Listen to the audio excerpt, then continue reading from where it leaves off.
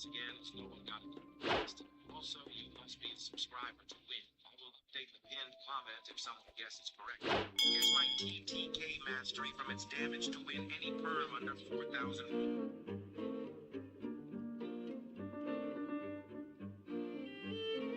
Guess my TTK Guess my TTK For this week's giveaway, I am giving 3 subscribers with the least liked comment on this video any perm under 4K Robux. Comment your username and what perm you want. You cannot win if you are not a subscriber.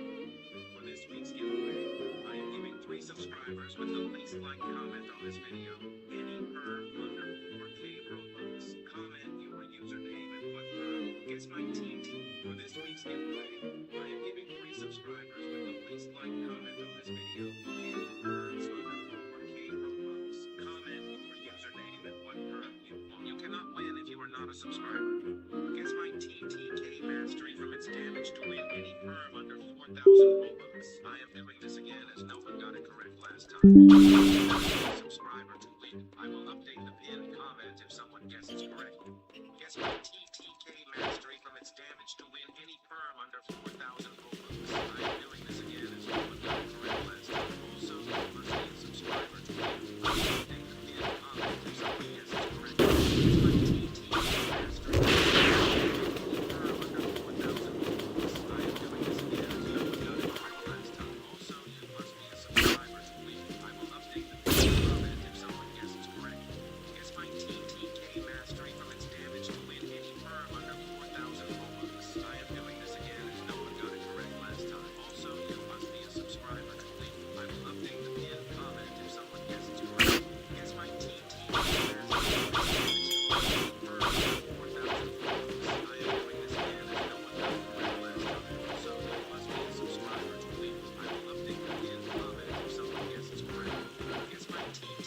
mastery from its damage to win any perm under 4,000 Robux. I am doing this again as no one got it correct last time. Also, you must be a subscriber to win. I will update the pinned comment if someone guesses correct. Guess my TTK mastery from its damage to win any perm under 4,000 Robux. I am doing this again as no one got it correct last time. Also, you must be a subscriber to win. I will update the pinned comment if someone guesses correct.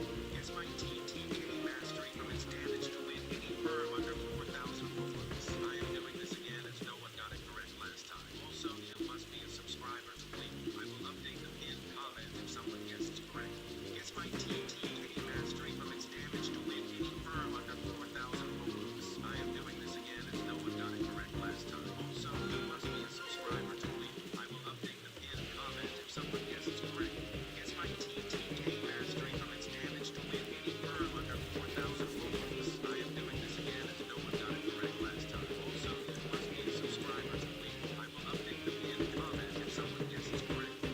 Guess my TTK mastery from its damage to win any perm under 4,000 Robux. I am doing this again as no one got it correct last time. Also, you must be a subscriber to win. I will update the pinned comment if someone guesses correct. Guess my TTK mastery from its damage to win any perm under 4,000 Robux. I am doing this again as no one got it correct last time. Also, you must be a subscriber to win. I will update the pinned comment if someone guesses correct. Guess my TTK mastery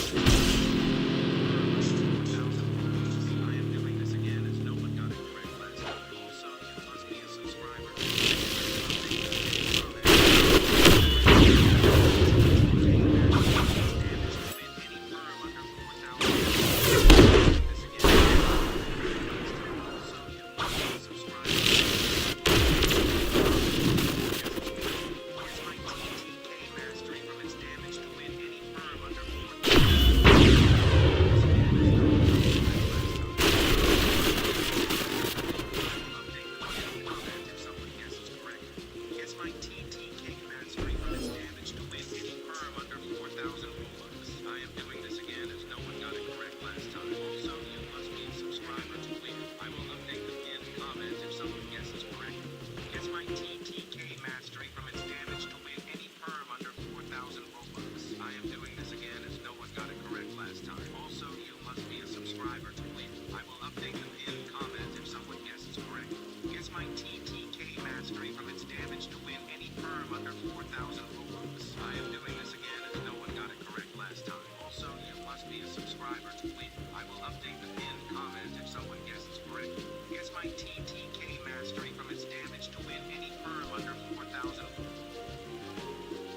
Wando, Sadi. Yo, mama. These are the 3 legendary swords. I just said Robux! Robux. Let's go, I got it! I just said Robux!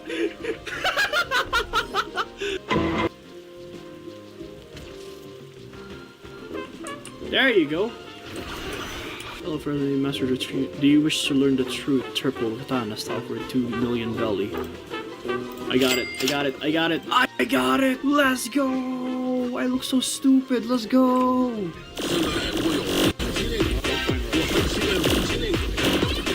This is so much.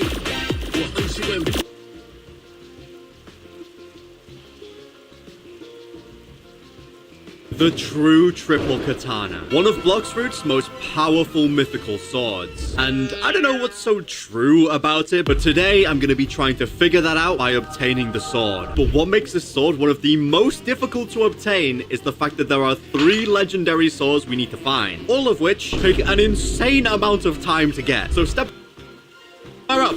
Come on. Yes. New skill available. Focus shot. It doesn't sound as cool as the other 2 that we unlocked on the other swords, but like, let's give it a try. What does it do? Ooh, wait, that's actually cool. It reminds me a lot of...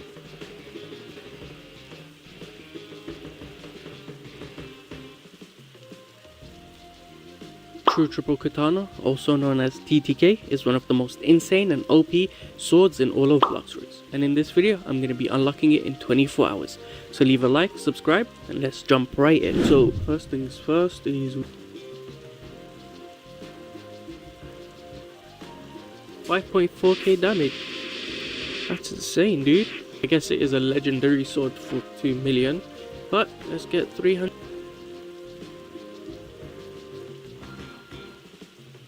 Sword now, that's nice. But there it is, true triple katana. All the 3 swords we got, Arashi, Shizu and Saishi, all in one. And now I'm basically Zoro. Well, I actually need to get 300. 2 over here. I'm back to the first bit of mastery. I'm just mastery. Let's go. There is the first bit of mastery. I'm guessing 140 or less.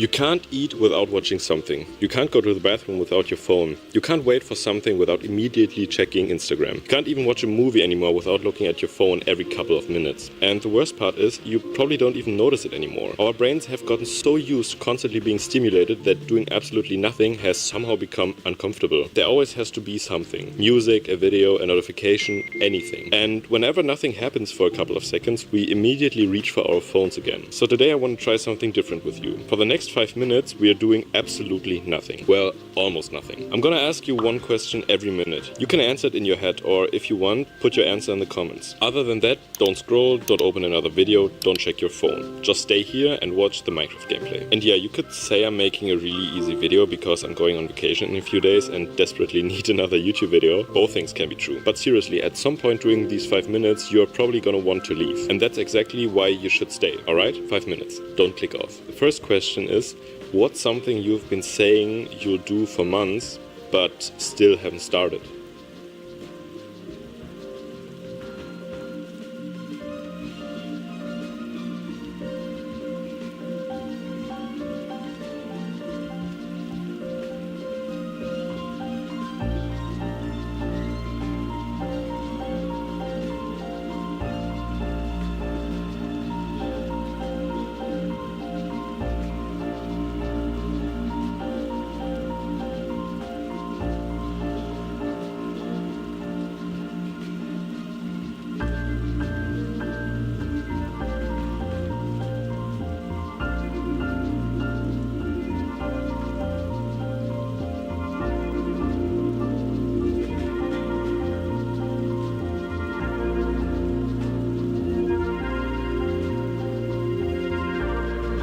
Question 2. When was the last time you were genuinely proud of yourself?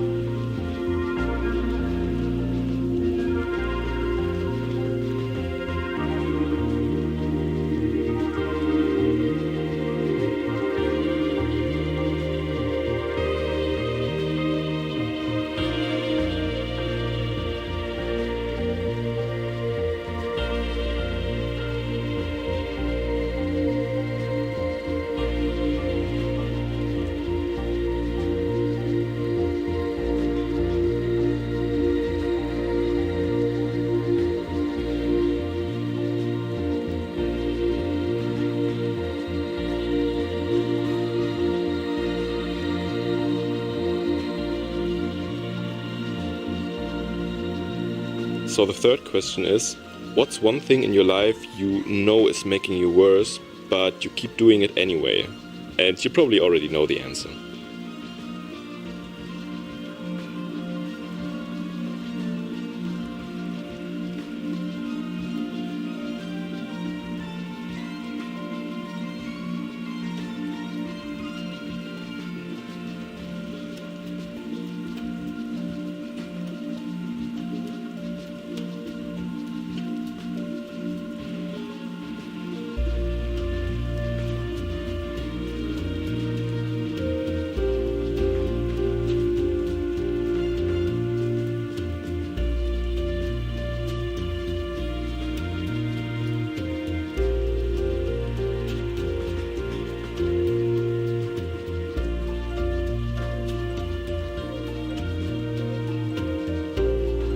If your life looked exactly the same 1 year from now, would you be happy?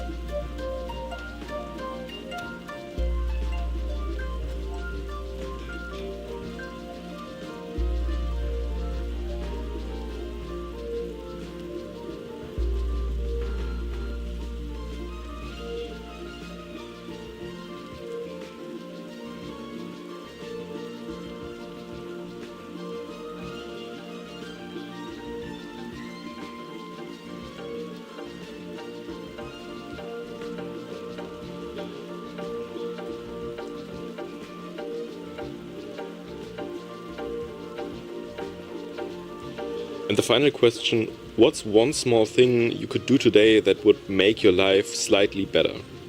Keep that answer.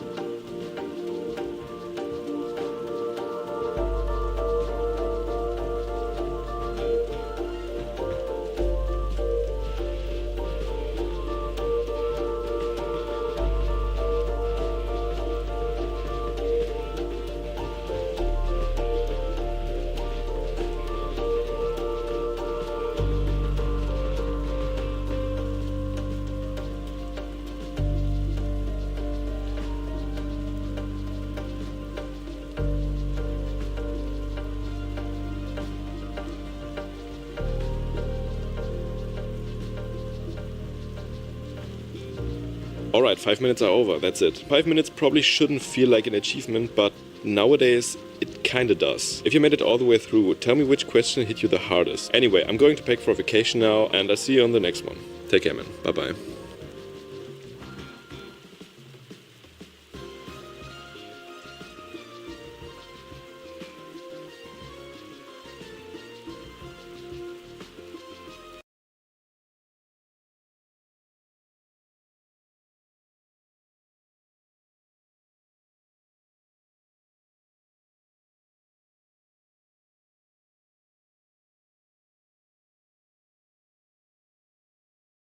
A new Avatar series is coming. The trailer dropped today, and it is weird. It is different. Post-apocalyptic, twin avatars. Korra might have destroyed the world, but she almost definitely didn't. A new animation style. Are they bringing Rava and Vaatu back? Everything we know has changed, and today I want to go through the trailer with you frame by frame because I have hopes, I have fears. Tell me your thoughts down below. The trailer opens with a shot of Aurora in the sky and pans down to a foreign post-apocalyptic landscape where our new avatar, Pavi, rides her animal guide. Now, we're not told in the trailer that this is the new avatar, but a bunch of information has come out over the last few months that pretty much tells us that yes, this is Pavi, she is the avatar. At least she will be as the story unfolds. Now in the world of Avatar, Aurora isn't just a chemical reaction in the sky. It is understood to be the spirit lights. These are meant to be like spirits dancing through the sky, or it's like spiritual energy that concentrates around the northern and southern poles. That's what you're seeing, though we also see that when Korra opens a new spirit portal in Republic City, you get more of those Aurora lights, though it's golden there. But the Aurora is pretty important because in this world it seems like Aurora is all over the planet. Everywhere we look there is Aurora in the sky. Whatever this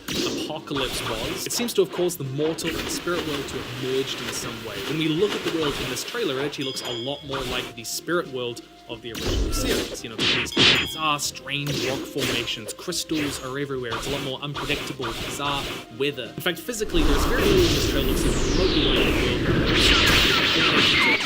gone by this point. It would not surprise me if this is no longer the Avatar world. I reckon we're going to see a warped version of this map. You know, whole continents are underwater, new mountains and islands. It's just the geography being warped. So it is worth noting that the Aurora in the sky is actually a sign of the spirits being calm, being happy. Like, this is a big plot point in Season 2 of Legend of Korra that I would be surprised if they overlooked this. Because in Korra, there was no Aurora down in the south because the south had lost their traditions and the spirits were angry, and Korra had to fix that and release the Aurora. And this might tell us something about the apocalypse itself, that even though the apocalypse tore the world apart, even though it clearly has something to do with the spirit world, that the spirits themselves aren't always angry with humanity at the moment. In the opening shot, we also hear kind of more of an Indian style of singing, and that's because Avatar 7 Havens is drawing more from Southeast Asian, Indian, and Pakistani culture, like the names Pavi and Nisha, who are kind of two of our main characters.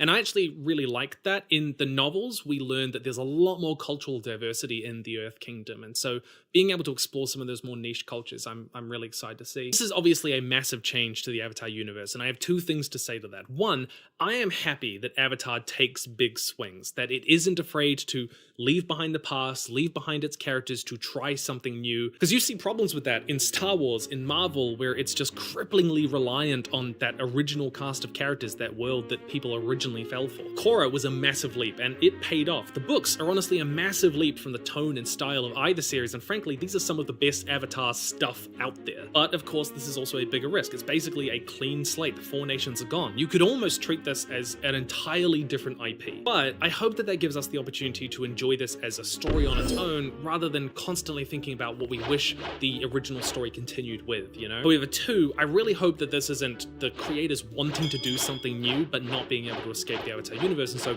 warping it to be that new thing.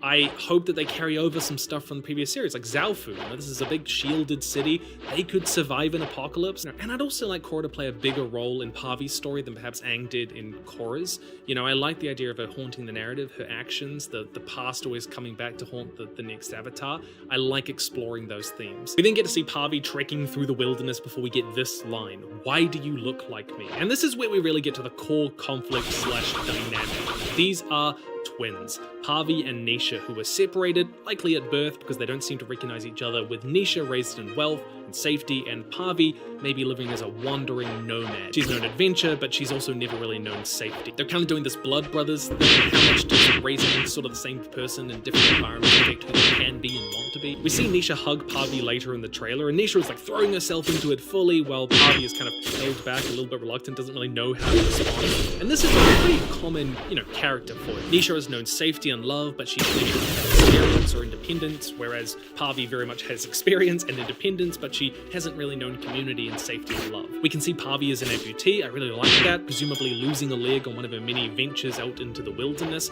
But interestingly, we also see Pavi earthbend a few times in this trailer, and she seems to have really good technique, like she knows the earthbending stances, which would suggest maybe she's had some kind of training. And if we're playing with that contrast foil dynamic, then there's every chance that Pavi is more experienced, more skilled bender, and Nisha might be more insecure about that, might be more jealous of that. And though it's not really noteworthy, we do see in the background of the shot that there's a statue of people earthbending or waterbending, a little bit hard to make out. Now, the trailer doesn't tell us who the Avatar is, but leaks have suggested for a long time that Pavi is. In fact, some leaks have even suggested that both of them are, that they are twin avatars. Now, I am on the record in saying twin avatars. This is a fan theory that has been around for ages. Not a fan theory, it's just a fan idea, fan thought, which is basically, hey, what if there were twin avatars, you know, two of them, the Avatar spirit got split and they each had two elements, and what an idea. Not gonna happen. Because to me it feels like a gimmick. I certainly do not want a good avatar and an evil avatar. I didn't like Unavatu and Korra. That was the worst part of the entire series. But I'm willing to set that aside and give this a chance. Because, you know, I can imagine that maybe the apocalypse happens in such a devastating way, Korra suffers such a traumatic death that the avatar spirit splits into two, or it creates twins. I know people want to talk about Vaatu and the big red evil diamond at the end of the trailer. We will get to that, I promise. But the fact the trailer doesn't reveal who the avatar is does suggest to me they're gonna try and play it as a mystery. Like, oh, who's the avatar? We don't know where they are. Maybe it's this one, maybe it's this one. And then they're gonna reveal, oh, it's Pavi, she's the avatar. And if it's twins, then they're then gonna reveal, oh no, they're both the avatar. Unfortunately, I think that whole twist has kind of been spoiled for people. That is, if they do the twins. We then get a shot of Elora, the city built into canyons, likely to shelter people from the storms and disasters that ravage this world we see later in the trailer. We can even see that they keep their farms inside the walls, and the rest of the wilderness is just this desolate wasteland, it seems. The show is called Seven Havens, and this is probably one of those havens, clusters of civilization which survived the apocalypse. You know, it makes me think of places like the Western Air Temple or Zaofu, which should both be pretty well situated to survive a world like this. So I do hope we get to see them again. Again, this shot does suggest to me though that the world is physically transformed in a very fundamental way. And I do think it's beautiful. I like that they've gone for kind of a beautiful post-apocalypse vibe, because you can do very ugly post-apocalypses. We then get a line saying Elora needs to be prepared because long ago our ancestors weren't. And there are these shots of storms and tidal waves hundreds of meters high. Like, this is 2012 levels of apocalyptic destruction. And if you look closely, you'll see that purple, the spirit energy. Again, you're seeing the spirit. I do think it's interesting that the cities they show us being destroyed aren't Ba Sing Se, or Public City, or Zaofu, or the other capitals. It's intentional to me to not show any of the locations of the world before. It suggests to me that we are jumping hundreds of years into the future, even potentially thousands, rather than just like it's at the end of Korra's life. How did Korra live for hundreds of years? Maybe she was in the spirit world where time passes differently. We know that Aang lived in the ice for 100 years. We know that the Airbender in the Avatar movie to come lived in the ice for thousands of years. Alternatively, these could be the others of the Seven Havens. Like, this city looks like it's kind of built to protect itself from the storms with these circles built into the ground. The line though, Elora needs to be prepared, suggests to me either all of this is getting worse, but fundamentally, this is a world under siege. This is a world constantly on the brink of collapse. It reminds me a bit of the Stormlight Archives, which is based in a world where there are these huge destructive storms rolling around the continent, which could wipe cities off the map. They too have cities built into canyons, and everyone has these special stone shelters to guard against the weather. But the most important line, the one that everyone's going to be talking about, is the one after this, where they say, the Avatar lives. We get a shot of Korra walking through the smoke, then a shot of a burning city with a glimmer of a smile on her face. Now, the implication of this shot, of this framing, is that Korra is responsible for the apocalypse, or at least didn't stop it when she should have, or maybe she was, apathetic about it, and then her smiling while the city burns makes her look even worse. This is Nero playing the fiddle, right? I am telling you right now, there is no way in hell Seven Havens reveals that Korra was the bad guy or was a terrible or failed avatar. No.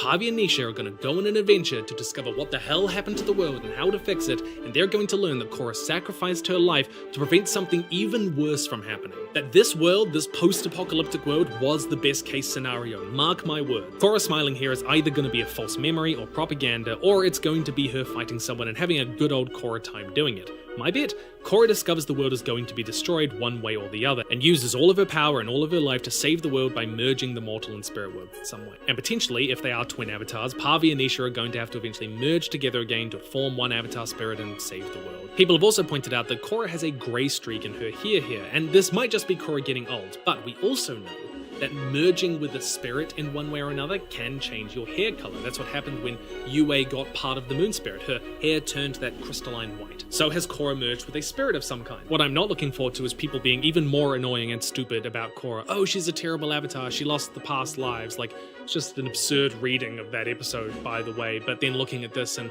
having a field day that she destroyed the world. Yeah, I mean, those... She will be vindicated. Now, remember when I said earlier that the aurora in the sky is the sign of the spirits being calm and happy? That is slightly contradicted by the giant purple energy storms, because we know that spirits can also do that if they are pissed off. In Legend of Korra, that's what happens. The South loses their traditions and the spirits gather into this big violent thing called the Everstorm. Korra has to cure them, calm them. One way to reconcile this is that the initial apocalypse was the spirits being angry, but these later storms, because we see that they're sometimes blue rather than purple, isn't the spirits maybe? I don't know. I think the main impression we're meant to take away is that this is a world full of danger, of spirit danger, of weather danger, of just danger in general. Pavi then meets an airbender, and though it's not mentioned in the trailer, his name is probably Jay. He's got those airbender grey eyes, and we later see him airbending, including doing Aang's typical avoidance tactics, which I thought was a lovely detail. He may be Pavi's mentor after finding her out in the wilderness. From the sky, I think it's a boulder, and there's a decent chance that maybe she saves them from it. We also see again that there's this reluctance to take Jay's hand. She's been on her own a long time is the vibe I'm getting. Who does she trust? Who is friend? Who is foe? Leaks suggest this is a world or city where benders aren't really trusted, perhaps because the Avatar isn't trusted, so instead they're conscripted into a kind of army. All the benders in the city seem to be wearing the same kind of uniform. We get this shot of one of those energy storms outside the walls of Allura, and I love that the architecture it's not quite the Thai Chinese architecture of the Thai nation, not the blocky architecture, but because it's own identity while clearly being influenced by the past. We also don't see any nation or elemental symbols anywhere, which used to be ubiquitous in both series. Instead, the symbol of Allura seems to be this diamond sigil. We see this in a few places in the trailer, on flags, on walls, and I wouldn't normally point out this kind of detail, but it's actually really important for us looking at the final shot of the trailer, which we will get to. We get this shot of Pavi and Nisha both skirting the walls on their animal guides, and I do think it's significant the same creature. See, in Avatar lore, animal guides like Fang and Appa and Naga aren't just pets. These are spiritually significant animals in ways we don't fully understand, but they seem to reflect some element of Avatar's soul, and this symmetry might suggest Nisha and Pavi share so, contrast also might suggest that one is dark and one is light, an idea that I do not like at all, and I really hope they do not do. There are a bunch of shots in this trailer of these guys in white masks attacking the city or infiltrating it in some way, and I think their masks are inspired by the one from Princess Mononoke. In that film, San the Wolf Girl wears it in defeating the forest and the spirits from humanity's advance. So there's an interesting symmetry here. That's a world where humanity is kind of tearing down the natural world. This is one where humanity is retreating behind its walls as the spirits come bearing down upon them. The mask is meant to make her appear animalistic and dangerous, kind of like a spirit herself, but of course, this is a morally ambiguous conflict. These masked figures appear several times in the Avatar trailer, and their masks may be fulfilling that same function. Maybe they're on the side of the spirit chaos in this world. We don't know. I doubt that they are going to be the main villains of this series, there's a decent chance that lots of these shots really only come from the first couple of episodes, but I've always preferred the more human stories in the Avatar universe. This is partly why I really like the novels, because the characters in it are just so much more grounded and interesting than like, oh, evil spirit up in the sky. This might be a gate winch behind Jay here, and they might be trying to open the city gates for some reason, but I like the idea that there are factions within the city, within the world, who all have different interests, competing and conflicting, and I would really like that to be a major part of the story and the conflict and the mystery. However, if we're going to talk about who the villain might be, we have to talk about the giant evil red square which appears at the end of the trailer. Throughout the trailer, there are lots of shots in just a pure shade of red. You see Pavi and Nisha fighting in this red light around the city. Pavi touches a red crystal which seems to have a kind of power. We see other characters fighting in this red light. They're clearly not showing us what is creating this red light, they're withholding that. But, most importantly, the final shot of the trailer is this giant evil demon. You know it's evil because it's red and humming with ominous energy. It erupts out of these ruins with a huge amount of power. But interestingly, the ruins themselves aren't actually built in a diamond shape. If you go back to the first frame, you can see it's built in a hexagon shape. Either way, the only other time in the series when we see this kind of red light is when the moon spirit is killed. I don't think that this has anything to do with the moon spirit, but it has everything to do with the fact that, ooh, red spooky shadows are evil. Of course, the question everyone is asking is, who is this? What is this? And one obvious answer is that it might be Vaatu, you know, the evil demon spirit of evilness. Vaatu is meant to be the spirit of chaos and darkness, and they could have played it that Vaatu is actually important in the cosmic balance. You know, chaos has its place, but instead they just seem to play it that no, he's actually completely evil. He is the Avatar devil. And Vaatu's design has this red, white, and black diamond as its core feature. He's got kind of spirit lightning and that red energy, but I want to push back on this theory, and maybe I want to push back on it because I don't want this to be true. Vaatu's diamond doesn't look like this. It is a different shape. This felt a lot more like Hades from Horizon Zero Dawn, more technological even. If you look at the details of the diamond itself, you can see all these right angles, you know, which is visual language for machinery, all this stuff, whereas it does have this, it's covered in these. And if you want to talk about a bold narrative, the other spirits turned on them and tried to destroy them. What stands out to me is that, you know, the symbol on the ground prison their ancient cities. This is a trope which turns out to be and this is why I highlighted that the city's symbol is also a diamond, because it seems like too much of a coincidence to me that the symbol of the bad guy and also of the city itself seems to be a diamond in this exact orientation with another diamond inside. And that gives me hope that it is the past, and hopefully they learned the lesson and move on. But it is also impossible to separate why there are two avatars, because in Korra, she absorbed Vaatu. She now has Vaatu and Raava inside of her, two kind of avatar spirits. And we know Vaatu will reform after a long time. Given that this world is probably jumping hundreds of years into the future, maybe even thousands, that might be enough to force the avatar spirit to split again, with Raava creating one avatar and Vaatu creating the other. I don't like this theory. I don't want it to be true. I don't like Vaatu. I don't even like Raava that much. I hope that they just move on from it. I just wasn't a fan of the beginnings episodes overall, but it has become apparent to me over the years that Mike and Brian, the creators of Avatar, are much more of a fan of that crazy spirit world shonen stuff. It crept into Korra with the Kamehameha spirit lasers. It shows up a little bit in the comics. It'll probably be in the movie. Now, I am all on board for a spirit world apocalypse. I think that's a bold, interesting thing to play with, but I don't want the mystery and the ultimate thrust of the narrative to really come back to Raava and Vaatu split. I don't want that. I don't want a good and evil avatar, or even really an order chaos avatar, because that binary to me is just so much less compelling. It's so much less interesting than the nuance of the spirit world, which has been there for so long. It is the least interesting part of the spirit world and of Avatar lore as a whole. We also get this other shot of Pavi being carried away, crying out for someone while this red light flashes in the background, but this is almost definitely a flashback. Parents, mentors, friends don't know, but again we get that feeling of Pavi having suffered out in the wilderness in some way, and possibly that she has some kind of backstory to do with the red light villain, whatever it is. We meet a couple of other characters in this trailer. One is probably called Captain Karthik, who might be a member of the White Lotus. So, you know, at least they're coming back. But this does prompt an interesting question, because in The Last Airbender, the White Lotus is this secret organization in a world oppressed by war. In Legend of Korra, it's a very public, almost political organization that serves the Avatar. What does it mean to be the White Lotus in a world which is hostile to the Avatar in itself? This is one of my favorite shots of the trailer. You can only see them for a frame, but you can see the sky by some distance. And they have saddles on them, telling us that there are still nomads. And I have to imagine that they must be pretty important because they can travel through this world a lot faster than most people, even though it is completely dangerous and filled with storms and so imagine a world like Death Stranding, a world connected with lone messengers who travel between the Seven Havens. They then flash past as we get people riding on motorbikes, new characters, and I like that they've still got a level of technology. That's interesting, is the aesthetic of this new series seems to be getting a little bit closer to the designs they had for the original Last Airbender show, which used to be a lot more sci-fi, a lot more of a blend of sci-fi and fantasy. The creators have always seemed interested in going in this sci-fantasy direction, closer to like Nausicaa and the Valley of the Wind, and I think they're finally taking that chance. You know, Nausicaa also having this kind of post-apocalyptic world, but deeply fantastical too. I mean, hell, hot take, I've always wanted to see a cyberpunk Avatar series. We then get a line saying humanity is not ready for the Avatar's return, and yet it is the one thing the world needs the most. So this immediately sets Seven Havens in sharp contrast to the original series, where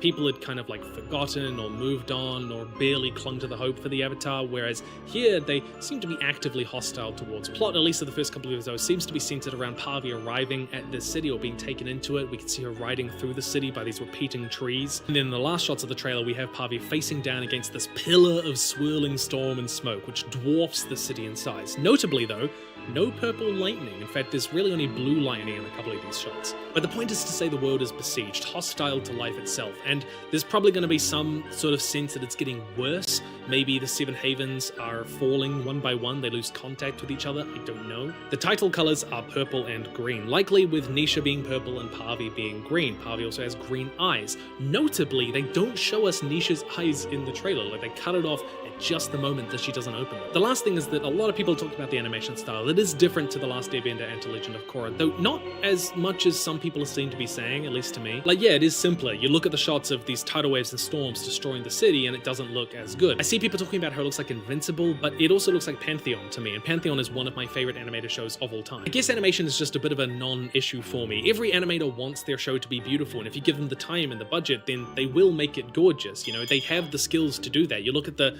new Avatar film coming out, and the animation there is stunning. They have the skills and the desire, but people are talking about the animation like it's like a conscious choice, when so often how detailed the animation can be really just comes down to like priority and budget and time, with decisions coming from people way up who are not the animators. And frankly, Paramount does not give a crap about Avatar. Paramount is putting the new Avatar movie out in theaters, but only like 3 or something, because that is the bare minimum to get an Oscar nomination. That is literally it. They only care about it for awards. Not to mention it's going to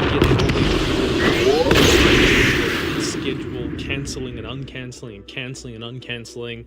It was just a mismanagement show. The question is still up in the air as to how mature this show will be. I couldn't quite get a vibe for it from the trailer. Are they going to follow in the steps of Korra and mature with the audience, or are they going to go and try to cater to that younger audience like with The Last Airbender? More importantly, what do you think about this trailer? Let me know down in the comments below. I am actually quite excited, to be honest. I am looking forward to it. I just want to enjoy it. I want to let myself enjoy it. And it's so easy to just let yourself get caught up in skepticism and worry and stuff like that. But I think for this, I just want to take a step back and let myself enjoy it at least. Stay nerdy, and I'll see you in the future.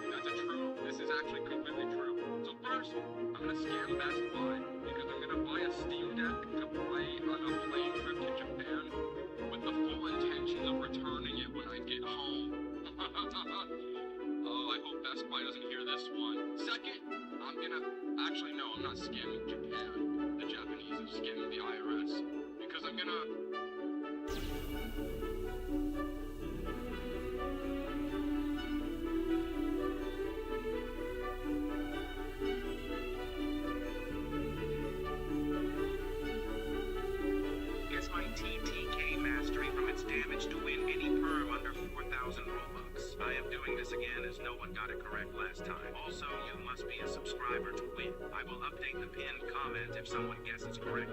Gets my TTK mastery from its damage to win any perm under 4,000 Robux. I am doing this again as no one got it correct last time. Also, you must be a subscriber to win. I will update the pinned comment if someone guesses correct.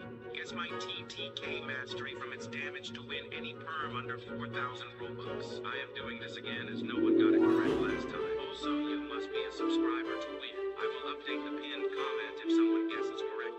Gets my TTK mastery from its damage to win any perm under 4,000 Robux. I am doing this again as no one got it correct last time. Also, you must be a subscriber to win. I will update the pinned comment if someone guesses correct. Gets my TTK mastery from its damage to win any perm under 4,000 Robux. I am doing this again.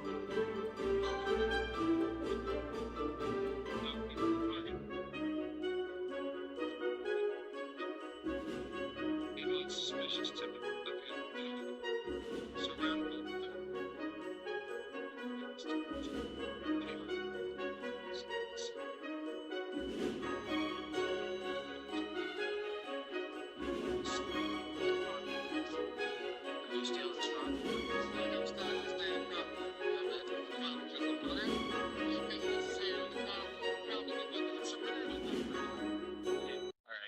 see your license and registration, please. I'm not even showing you a damn.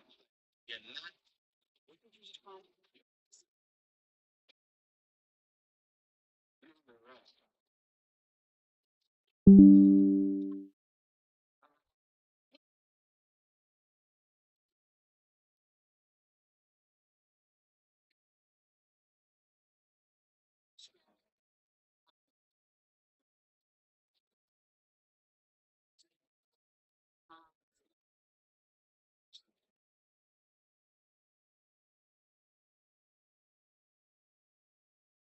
See, like I said, that video taken earlier today. Change this photograph of the man taken after the meeting. Charge. When I heard my sentence to serve 6 months in a state penitentiary. Nice. No sweat.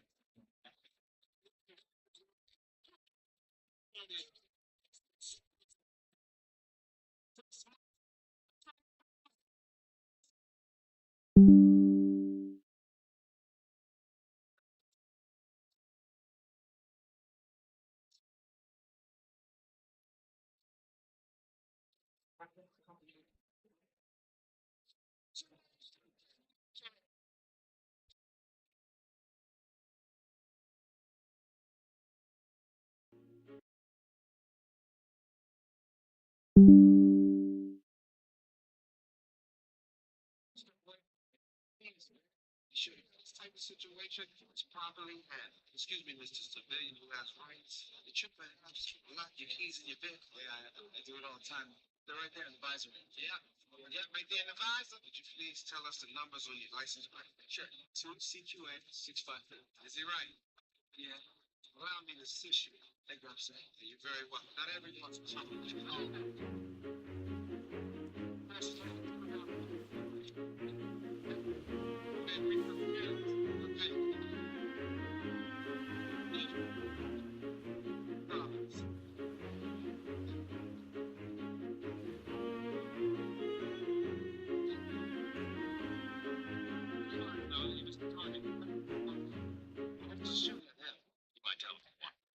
Stop. Mom, Dad decided I want a baby brother. I'll find some family for you. Why can't I have one? Let's make this easy. Where'd you get one?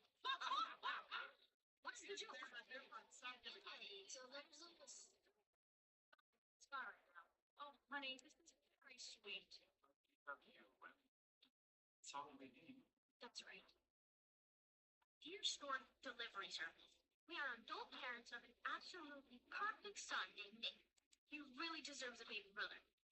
As adults, it is our adult belief that it would be irresponsible if this baby did not have ninja skills. Sincerely, adult parents Henry and Sarah Gardner, adults, not Nate. P.S. Please have ninja skills. What are you doing here? I'm preparing Hi, you're preparing.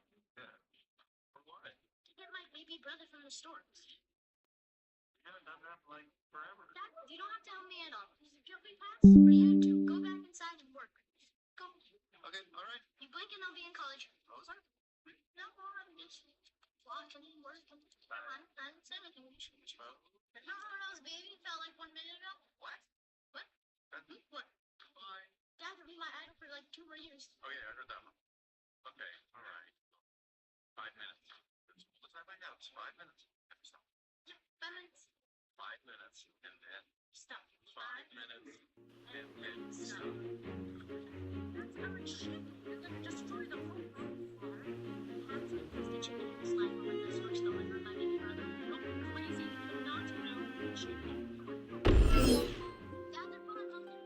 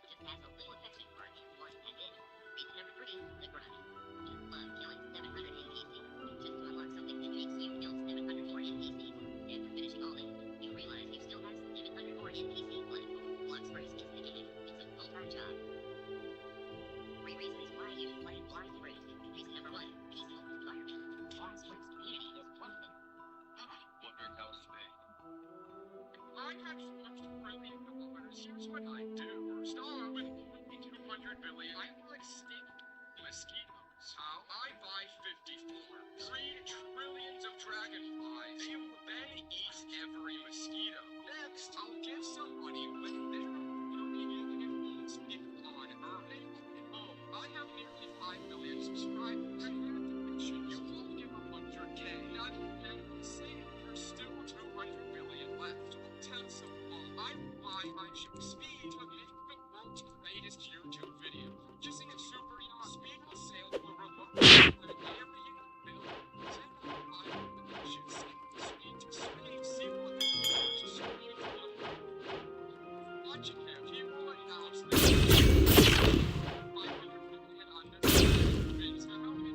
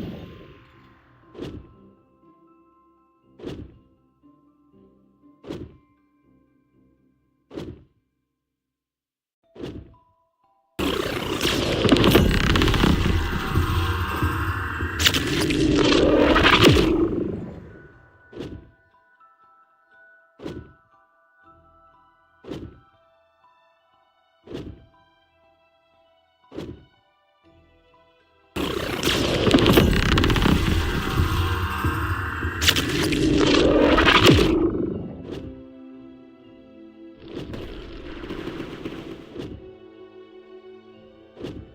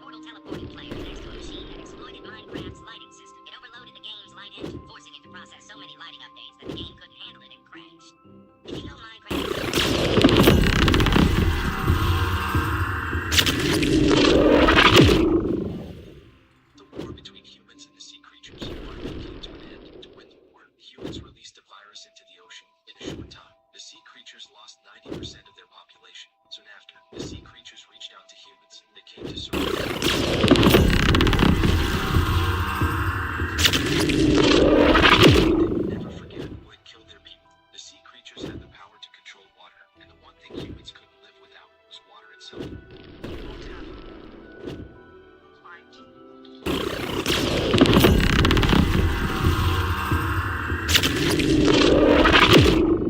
Those involved in the plan grew increasingly fearful. They would die in water. To show goodwill, humans offered to carve out an exclusive territory in the sea, where the remaining sea creatures another naval hunting ground. In the end, she still accepted the agreement because the defeated never had a choice. The war was officially over. Watching Saul walk away, Charles couldn't help but run after her.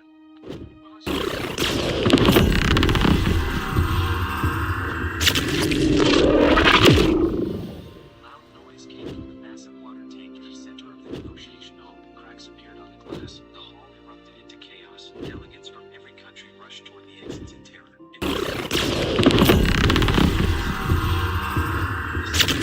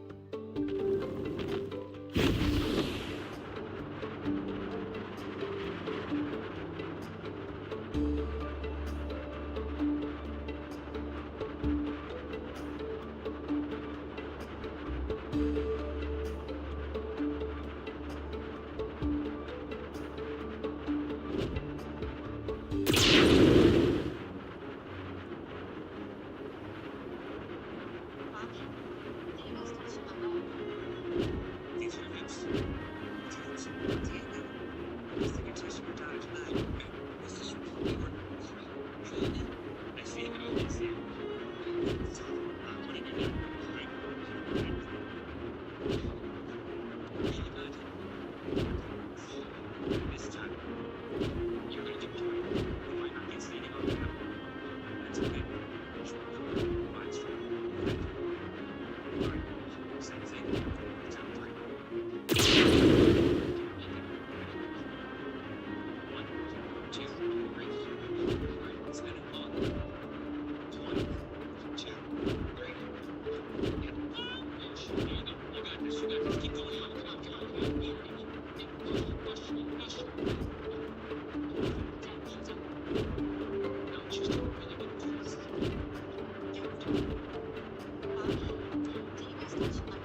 No. These are your hips. I bet your hips. Diego, I don't think you're touching your toes.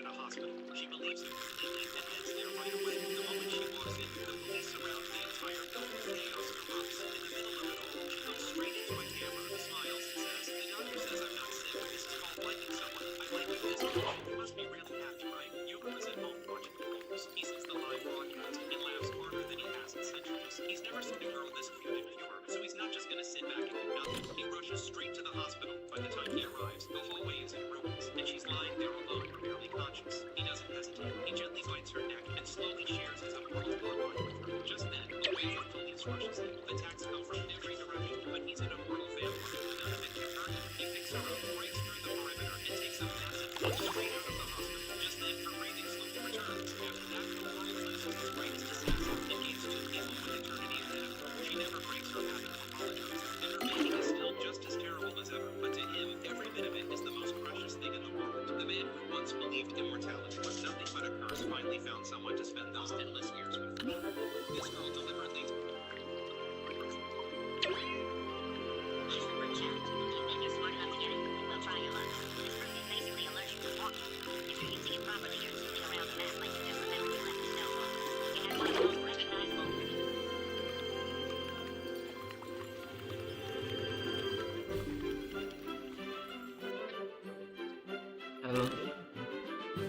Hi, human.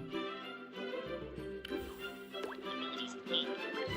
Anytime someone loses, they suddenly think they're in Formula One race. They're just fine. Get here now.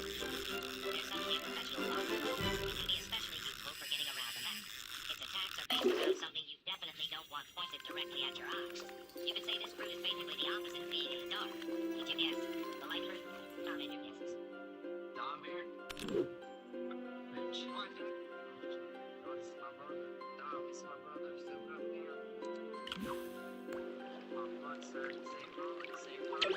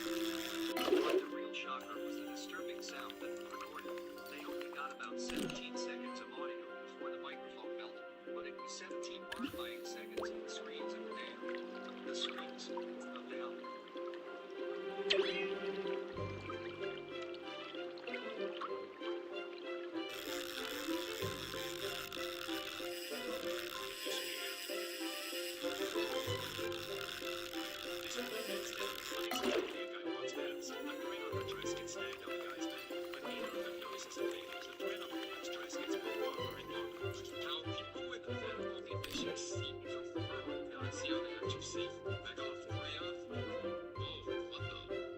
Scared of heights. Okay, nice. Schizophrenia, what is this? Scared of speaking? Everybody looking at you? Oh. That's a weird feeling. Everybody sees stars on you. That's it. And I just work on behind me.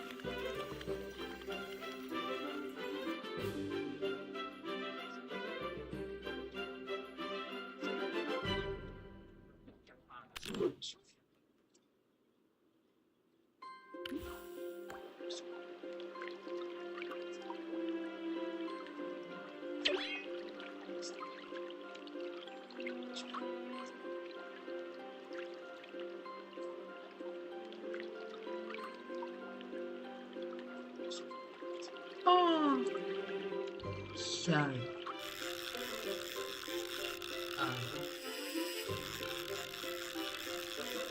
That was definitely fun.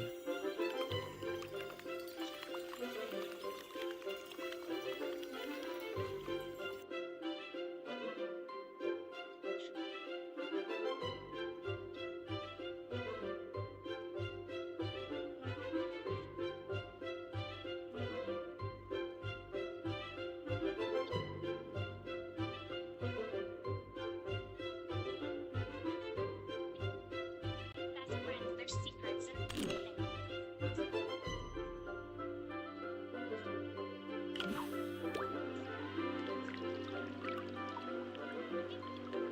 best friends, their secrets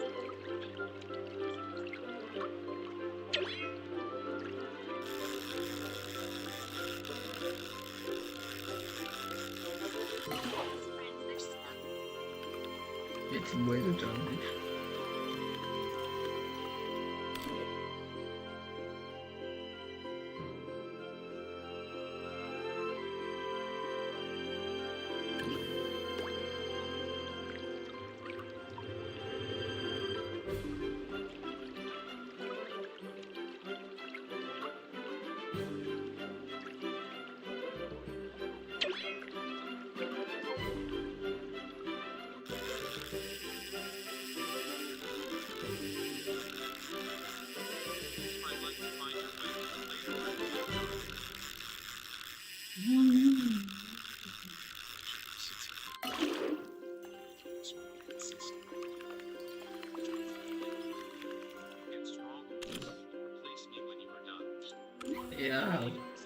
Отлично. Пожалуйста. Ну что будет классно?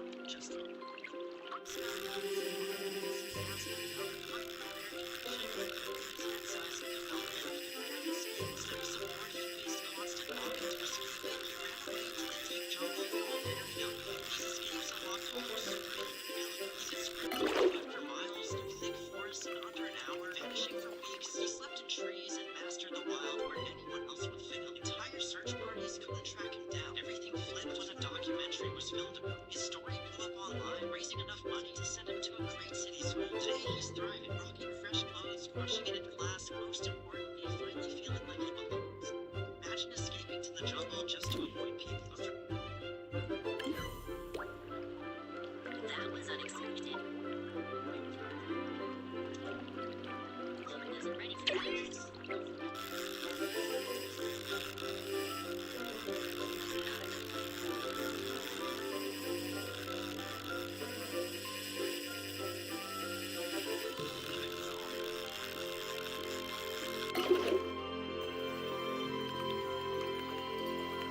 Play that if you try it. That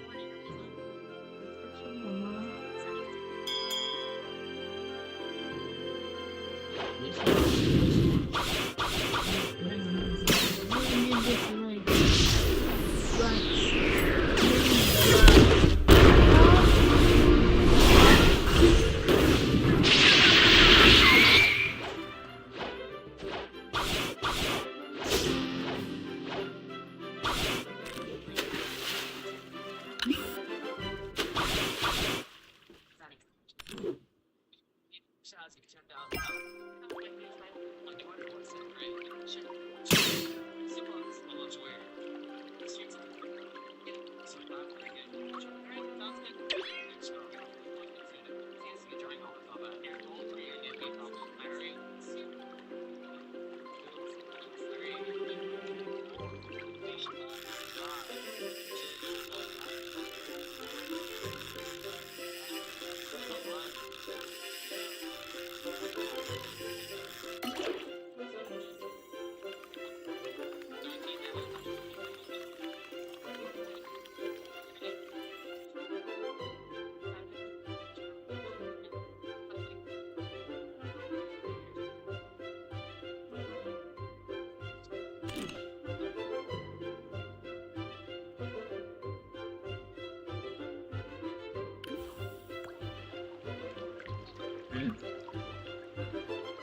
What's up, man?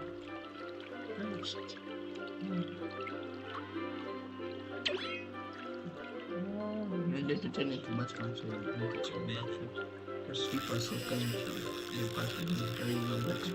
Help them get more clicks. Sees David as a rival before he launched a short. Lisa and David went alone together for more than 10 days. Between the hunt they built and the food they had stocked up, it was obvious their relationship was the closest object, right? He's the closest object to my right. This is my number.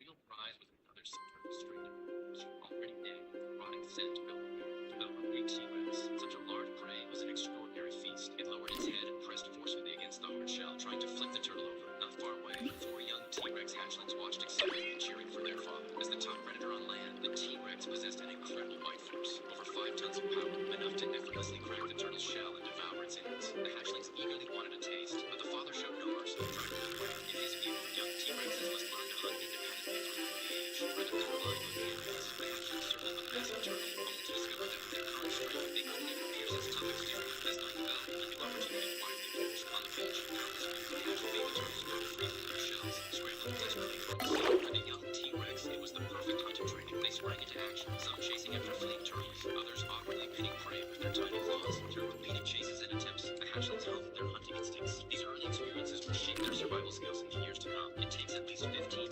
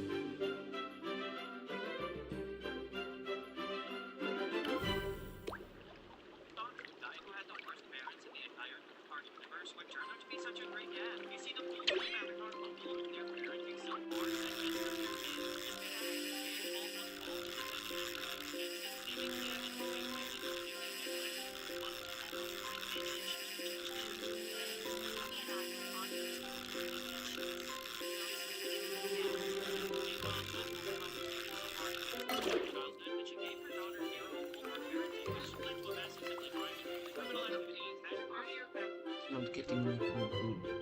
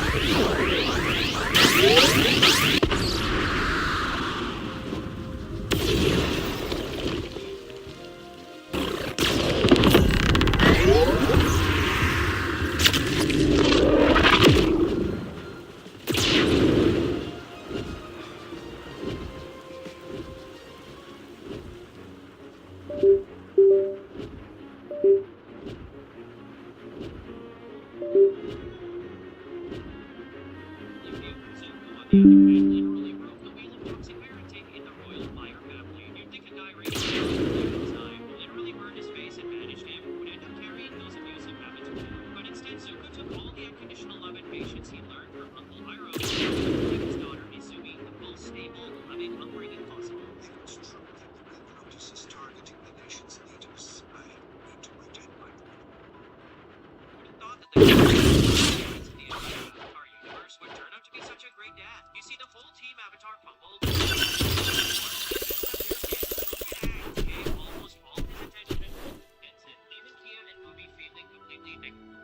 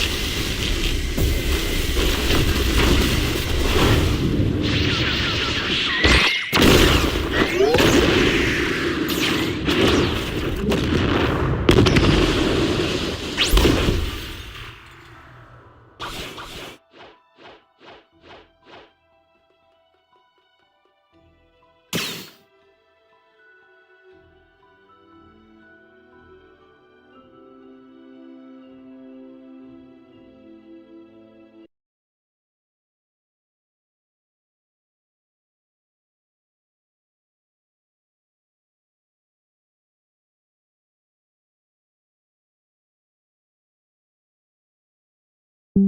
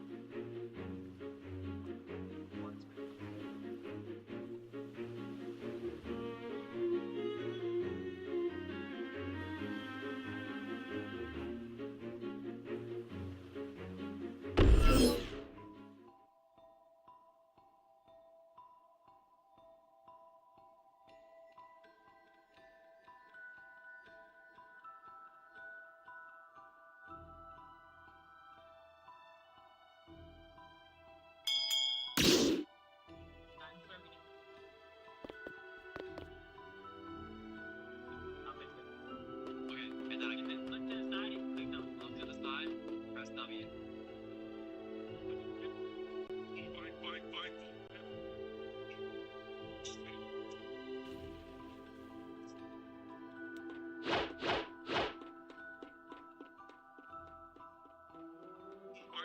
Miles walks into his dorm room and sees his friend.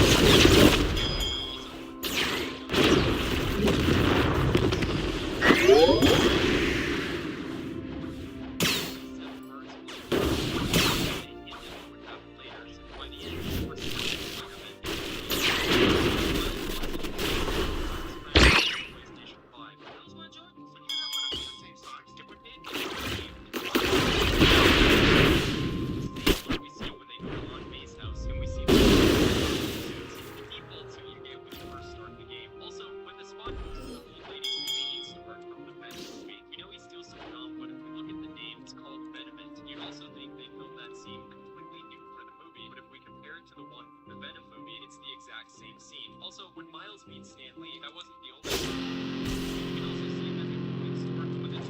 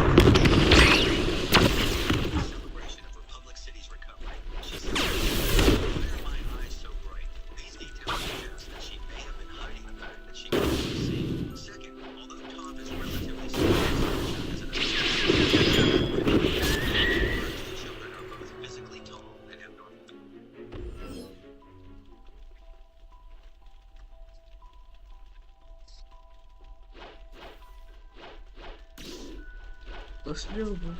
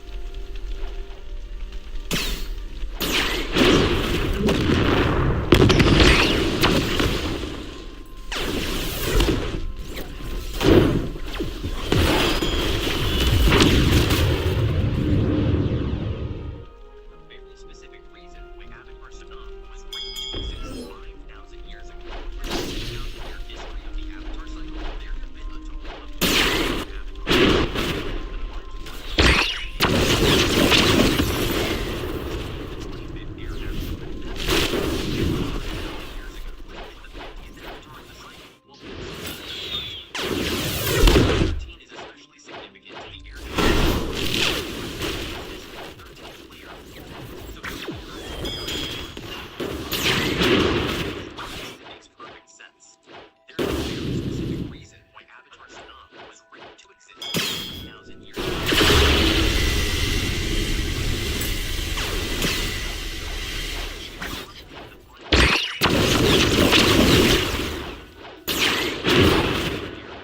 That means so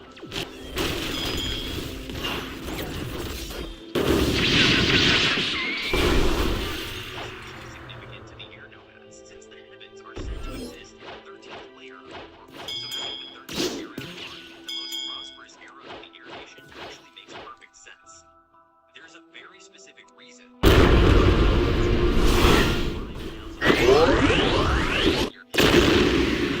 have been a total of 99 avatars, with Korra being the final one of the cycle.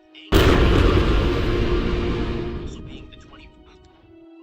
There's a very specific reason why Avatar Sonam was written to exist 5,000 years ago. Over the 10,000-year history of the Avatar cycle, there have been a total of 99 avatars, with Korra They being the left. final one of the cycle. Aang was the 98th avatar overall, while also being the 25th air avatar. That means Sona lived 5,000 years ago. Demonstrates his signature style to a customer who was excited to try a popular Turkish dish called kebab. Willfully slicing the food with a large knife. But viewed closely in the customer's face, he was nervous and behaved like a child, as if he feels something unexpected might happen. The man's playful gestures say it all. Overall, it's a funny and entertaining way for the restaurant to impress guests while showcasing how delicious their food is. Demonstrates his signature. I look for the word God to in 1 Corinthians 16:14. It talks about do everything in love, and this is really important. And I'm gonna make it short and simple.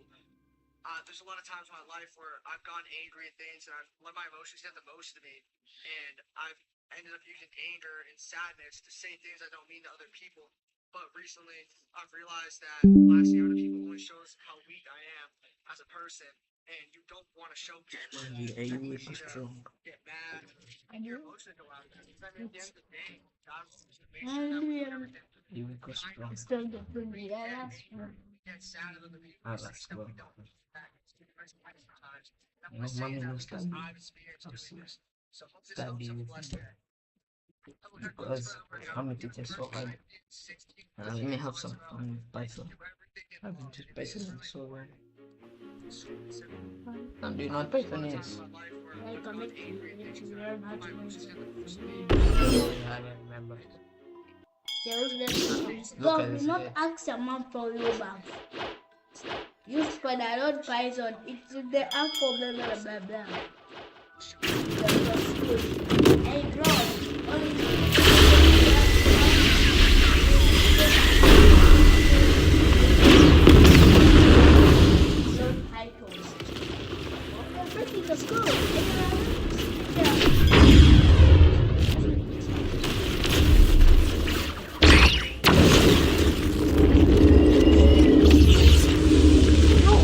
Why am I making 500? What is this, George? It's my pin, bro. Look at my pin, my FPS. Shit. My FPS is What PvP is? That would be nice. But like, people actually play with 150 ping.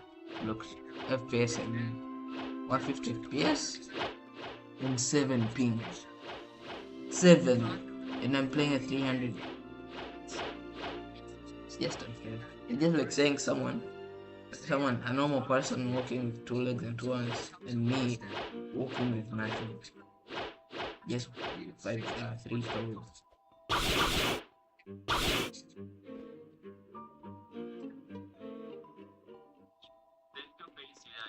Voy a comprar un paquete de arroz para aquellos seguidores nuevos que se registran para el chat. Puedo revisar, quiere ganar arroz, ven 15 y tratar el movimiento, voy a estar regalando. Todo el mundo registrando, que sean pacientes. Sean pacientes, pero tengo el seguidor porque tengo el seguidor. Regalando 9.000 robos para tu cuenta. Como lo repito, quieres ganarte los robos, simplemente debes de registrarte con el nombre de tu cuenta. Si es que por algún motivo no sabes.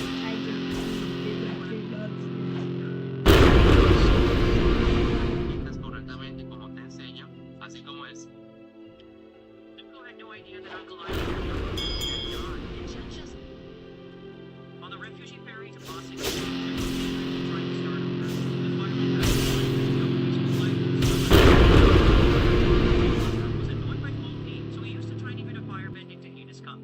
the cold tea suddenly starts steaming and wants to shit. Even Zuko pointed out. Oh, wise old man.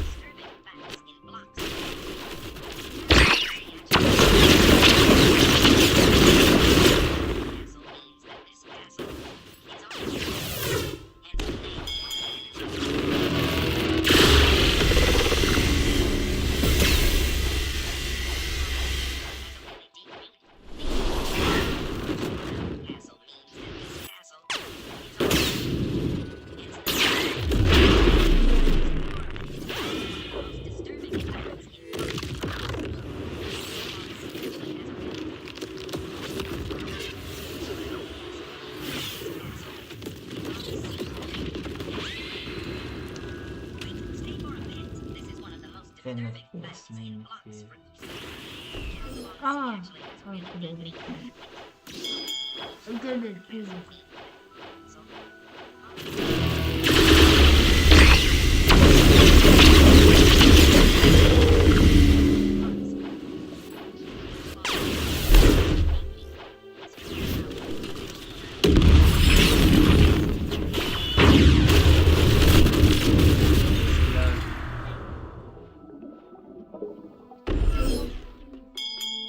Is it wrong by me? So that you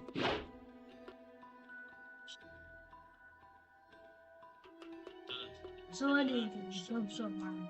I did No, you don't become so bad.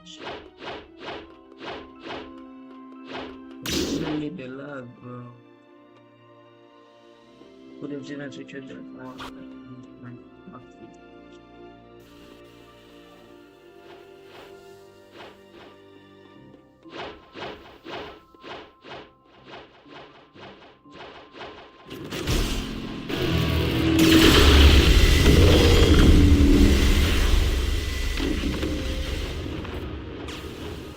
I gave it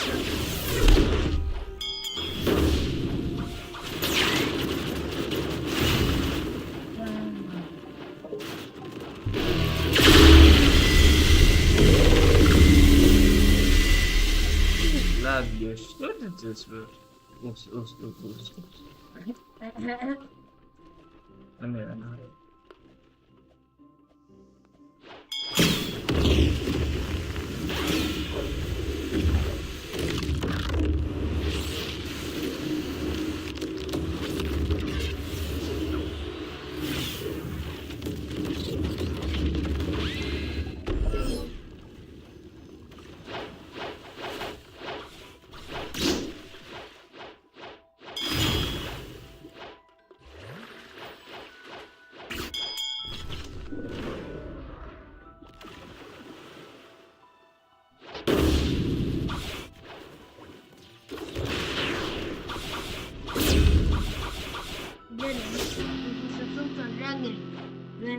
Yes, the trees that you're killing trees. Huh? That information there to not me. Then use it. Yeah, I'm very good. Then use it. Actually, I went to Python. Because they don't have Python.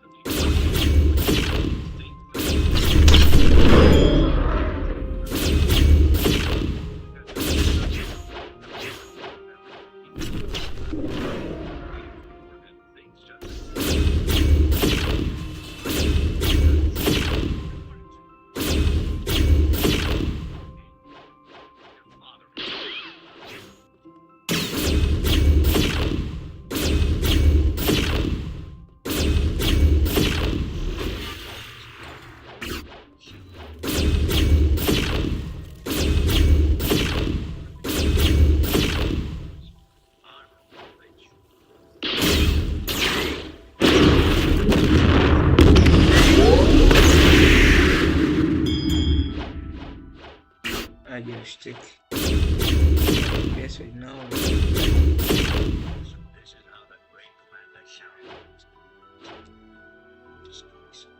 Maybe.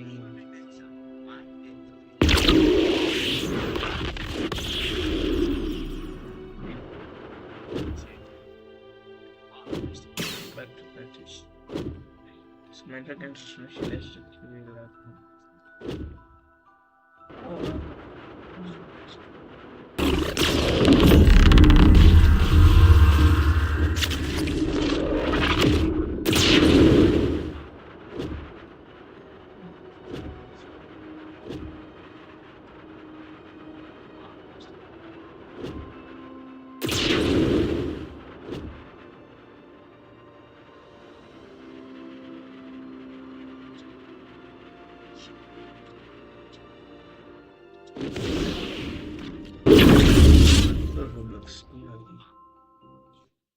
time to go Python. Python.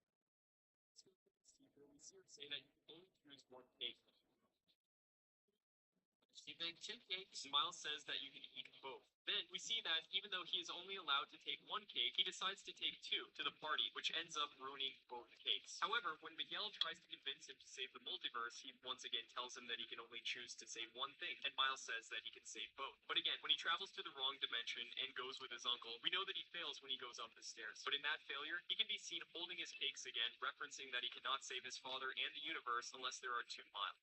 When Miles goes with his teacher, we see her say that you can. Okay, I might get canceled for this, but why do some Roblox games have 900 buttons?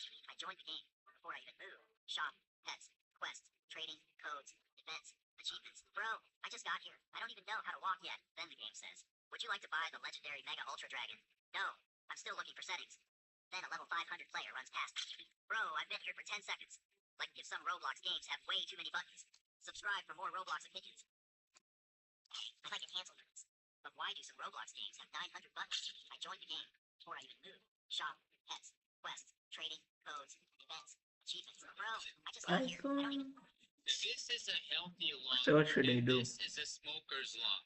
Notice, both are dead, but the smoker will die 10 years earlier on average. And death isn't the worst here because smokers spend 5 to 10 years of their already shortened life fighting for each breath. Wheezing, can't exercise, getting a bunch of infections, panicking for each breath of air and suffering for a decade before death. Quit now. This is a healthy lung, and this is a smoker's lung. What should I do? Notice, Yes, both are dead. I think I have my textbook. Maybe I can do some questions with that. Hey, study, Kidoko. See there. Yeah. It's also watching YouTube. Study. When I leave, But today they don't watch it my YouTube. when I leave, I'm gonna blow. Shit. What?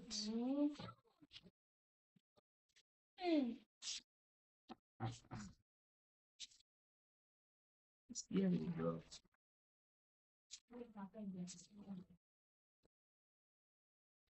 But the smoker will die.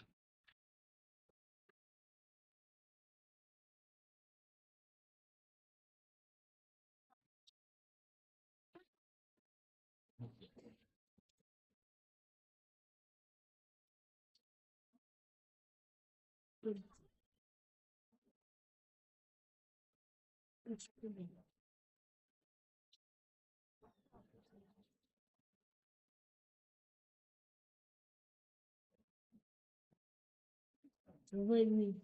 It's to the jungle.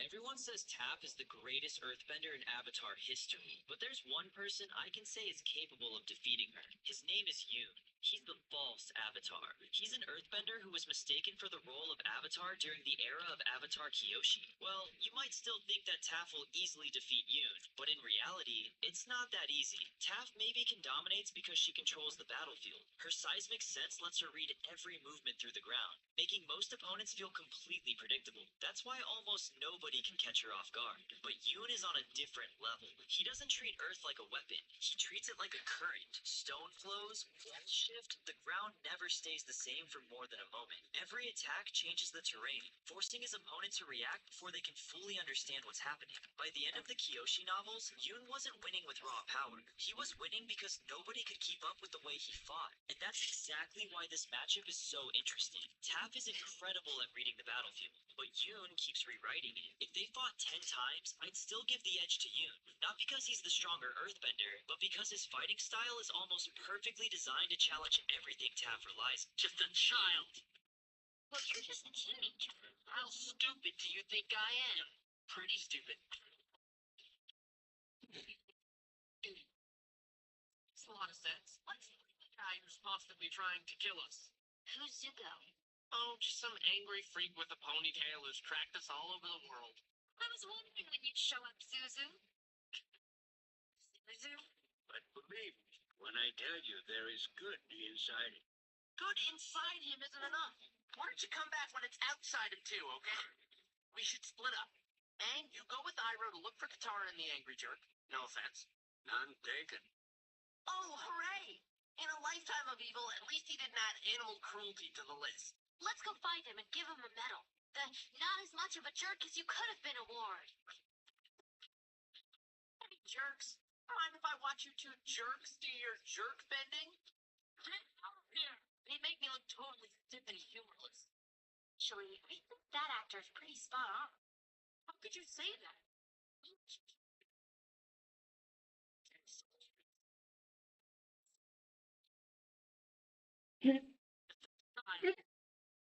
People heavily criticized The Legend of Korra when Sky Bison suddenly appeared in the series. And honestly, I get why. Because Avatar The Last Airbender made it pretty clear that Appa was the last of his kind. For years, we had no real answer. Were they descendants of Appa? Did some Sky Bison survive somewhere? But now, after decades of waiting, the new Avatar movie finally gives us that missing piece. We see the gang and several air acolytes following the ancient trails of the air nomads, until they eventually discover the natural habitat of the Sky Bison. And Appa is clearly so excited. For the first time, he finally knows he's not alone.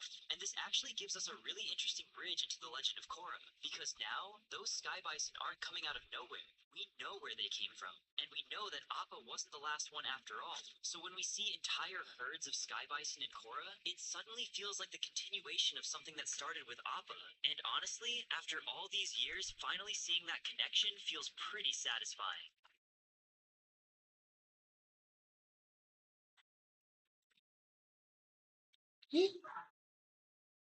Nah. So fans are wondering whether Aang achieved unassisted flight before Zahir. When Zuko and Azula cornered him, No. he covered himself in a crystal fortress and chose to let go of Katara. Sorry. And floated straight up into the air with zero visible wind trails. It looks like he beat Zahir, but the hard truth is that it doesn't count. To actually fly like Zahir or Guru Lagima, you have to completely sever your earthly tethers and achieve absolute spiritual detachment. But as Avatar Yang Chen explicitly told Aang, the Avatar's entire job is to connect with the physical world to maintain balance. Because of that, it's literally impossible for any Avatar to ever permanently unlock true flight. So when Aang floated in the catacombs, he was just channeling raw cosmic energy to blast himself upward. It's the exact same thing as the giant wind spear he used against Fire Lord Ozai. So fans think of learn. This is what's on my phone. Oh, yeah.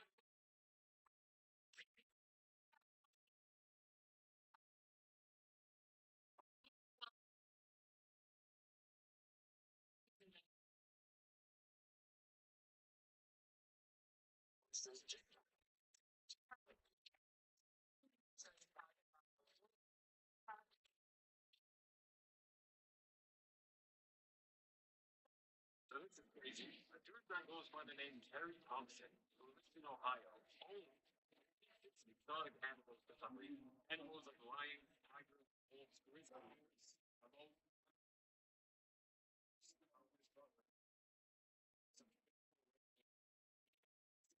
In backyard was basically some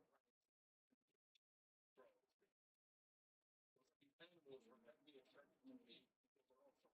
So they eat a lot. So the authorities scientists, they threatened to seize his animals. His animals were basically his family. He raised them, he took care of them, so he didn't want them to take his family away from him. So instead, he freed them. He cut the cage and released all 56 animals into town. And then he disappeared from the server. Rest in peace to him. Unfortunately, the police eliminated 49 of the 56 animals. And fortunately, nobody was hurt. But it is such a terrible situation. After this, Ohio passed an exotic animal law where this can't happen again. But that's just crazy. So this is crazy. A dude that goes by the name Terry Thompson, who lived in Ohio, owned 56 exotic animals for some reason. Animals like lions, tigers, wolves, grizzly bears, antelope, leopards. Only God knows how this brother managed to acquire such mythical rare animals. But he had 56 of them. His backyard was basically his own private zoo, except he actually cared for all these creatures. problem was that these animals were deadly expensive to feed because they're all so massive, so they eat a lot of food. So the authorities thought eye of this. Paramount really doesn't seem to care about the Avatar franchise because they just canceled yet another Avatar project. After the disastrous leaks surrounding the Adult Aang movie, it's been one piece of bad news after another for the franchise. The AAA Avatar game that had reportedly been in development since 2024 is now officially dead. Even Iroh's voice actor recently spoke out against the executives handling the franchise, calling them evil people who don't care whether the franchise succeeds or fails. Right now, Seven Havens is one of the biggest Avatar projects fans are still looking forward to. At this point, let's just hope it doesn't get canceled too. Paramount really doesn't seem to care about the Avatar franchise because they just canceled yet another Avatar project. After the disastrous leaks surrounding the Adult Aang movie, it's been one piece of bad news after another for the franchise. The AAA Avatar game that had reportedly been in development since 2024 is now officially dead. Even Iroh's voice actor recently spoke out against the executives handling the franchise. Mom, Diego's touching my butt. No. What about these here? No.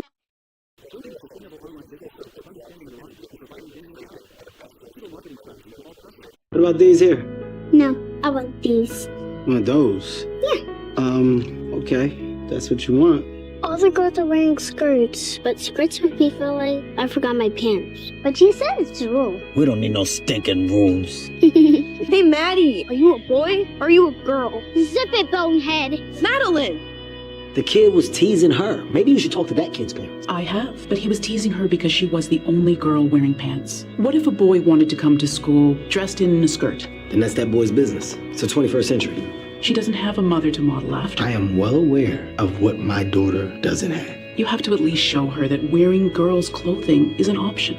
I want to introduce you to somebody that I haven't seen. Maddie, this is Lizzie. Hey, well, you can call me Swan or Dude or Butthead.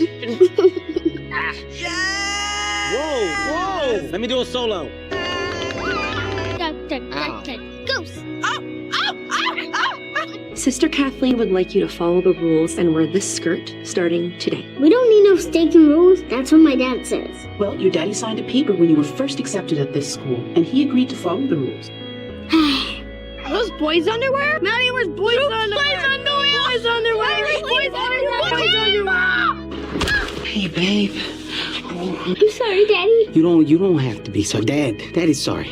Squeeze my hand, that's all. Good job, Maddie. You can't blame yourself. It was just an accident. I actually can. I can't blame myself because I wasn't there. I mean, anything could have happened to her. She could have lost an eye. She didn't. She could have. I just think that right now, she's not ready for this.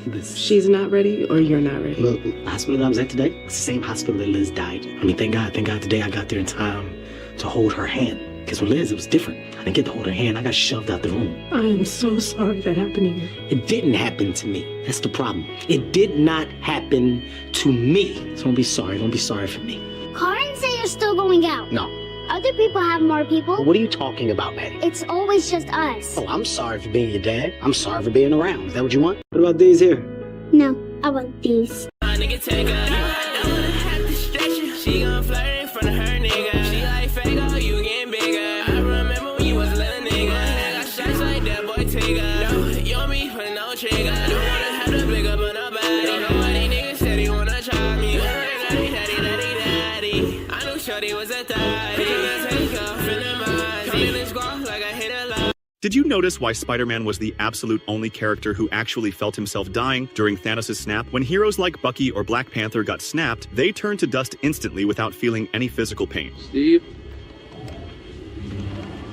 But Peter Parker was absolutely terrified. You're all right. I don't know what's happening. I don't want to go. Sir, please. Most fans think Peter reacted this way just because he was a scared kid. But the truth is actually much darker. He was experiencing the most agonizing death in the entire MCU, and it all comes down to his spider sense. When Thanos snapped his fingers, the Infinity Stones sent a cosmic command for half of all life to simply cease to exist. Regular bodies accepted this command instantly and faded away in peace. But Peter's spider sense is completely different. It alerts his nervous system to threats on a cellular and cosmic level, just like we saw earlier in the movie. The exact millisecond the stones started erasing him atom by atom, his spider sense went into absolute overdrive. Because of his superhuman biology, his mutated cells literally tried to fight off the power of the Infinity Stones. While everyone else faded instantly, Peter's radioactive blood was regenerating and dying simultaneously. That's why it took him so much longer to turn to dust. When he was clinging to Tony, his body was violently fighting the cosmic erasure, forcing him to painfully feel every single microsecond of his own death. If Wolverine got snapped, do you think his mutant healing factor would make his death even more painful than Spider-Man's? Do tell in the comments. Did you notice why Spider-Man was the... Here's before my taste. Let's go, I know. And now, here's after my taste. Police! I need you to back away! Wait, if I back away, he's gonna die. He won't, all right? I'll take over, but I need you to put your hands up and back away. I'm sorry. Get up against the wall, nice and slow. Wait. I'm sorry, we were never supposed to hurt anybody. He got scared and then he collapsed and he hit his head, okay? I'm sorry. Kid, do not run. I'm sorry. Kid! Jay never expected that a burglar would go against instinct and actually perform CPR on the unconscious victim. What made it even stranger was that when paramedics arrived, they found the victim's head stabilized with a makeshift neck brace. Clearly, whoever did that had real training. Police pulled the security footage from the scene and quickly ID'd the kid. His name was Aiden. He'd once been part of a fire department training program and had been running with the gang out of Aldrich Gardens for years. Okay, bring him in. Just step light. I don't want any of you coming out of the gardens today with a story or a scar. Jay and Haley headed straight to the gang's turf where Aiden hung around. The moment they parked, they witnessed a fight breaking out. Jay rushed over to break it up, but the kid who'd been getting beat down wasn't grateful at all. Hey, you good? Screw off. Are you good or no? He said he good. You good, right? We're just joking around. Once he confirmed the kid was fine, Jay didn't push it further. Pissing off gang members never did anyone any good. That's when Haley spotted Aiden walking out nearby. She quietly signaled Jay. The two of them then trailed Aiden in the car. Seeing the moment was right, Jay got out to make the arrest, but Aiden spotted him instantly and bolted, running for his life. Jay took off after him and finally cornered him in an alley. With nowhere left to go, Aiden pulled a weapon from his waist. Don't you raise that gun! Trust me, okay? You put the gun down. You and I can work this out together, okay? I promise. Just put it down. Please. Please put it down. I'm begging you. Please, kid. Put it down, man. Put it down! Okay, turn around. Get against the wall. In the interrogation room, Aiden nearly broke down more than once. What hit him even harder was learning the victim he'd tried to save had died from his injuries after being taken to the hospital. That meant Aiden was now looking at a murder charge that could carry life in prison. Police told him his only shot was to come clean about everything, including whoever was pulling the strings. Realizing how serious it was, Aiden finally told the truth. Turns out he and his crew were all controlled by the gang leader, sent again and again to break into wealthy homes. Anyone who refused ended up like that kid Jay had just seen getting beaten. Sensing Aiden had a good heart underneath it all, Jay had him give up his crew and set up a sting operation, giving him a shot at making things right. I'll do it. It's cool. I'll do it. Police wired Aiden up and had officers lock down the whole meeting spot. I'm good. You look a little nervous. Before long, the gang leader showed up as planned. Aiden was visibly nervous the whole time, but he still managed to get the leader talking, and it set him off completely. CPD, let him go! Police! I need you to back away! Wait, if I back... So one thing fans always ask is whether Sokka secretly had a child in The Legend of Korra. Some people even claim that Sokka is the biological father of Toph's younger...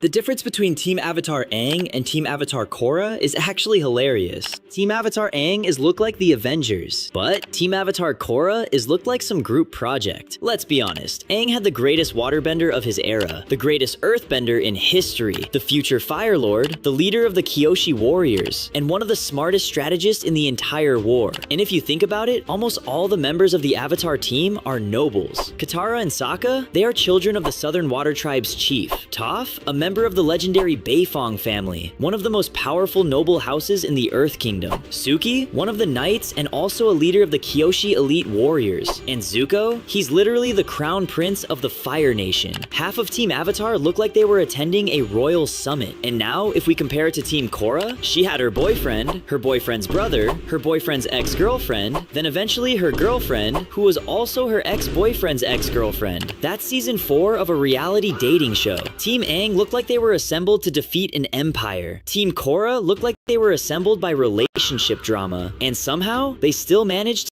save the world. And eventually her girlfriend... By golly, I figured. The difference between Team Avatar, her girlfriend,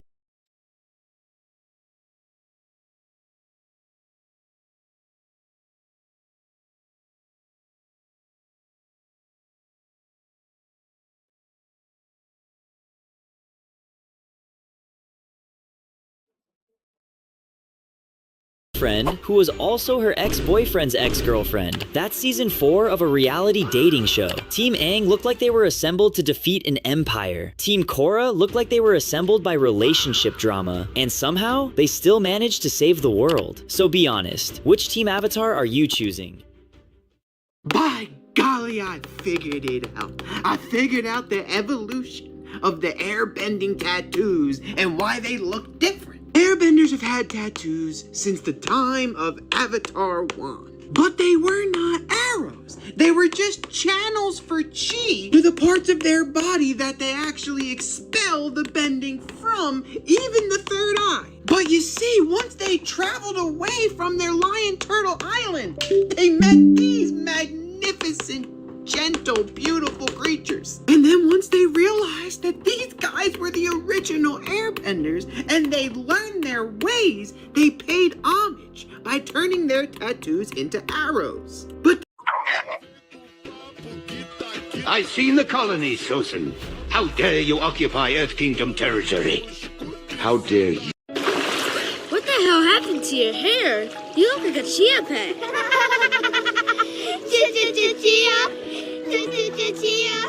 To my mom, appearance was everything. We always had to be perfectly groomed.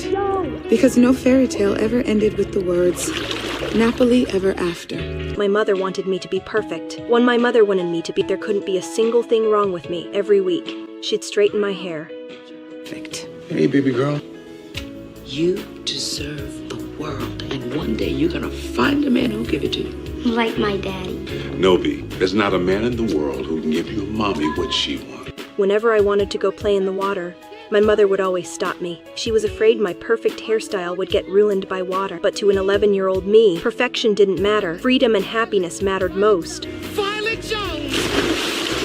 I ignored my mother's warnings. Jumped into the water, all I got was people laughing at me. I regretted not listening to her. I regretted not. As I grew up, I kept her words in mind. I was sitting in the garden with a friend, sharing stories about my life, because I had a feeling I was about to get proposed to, but I had no idea disaster was right around the corner. On my way home, trying to protect my hair, I passed by a neighbor's house and got soaked by a kid with a high-pressure water gun.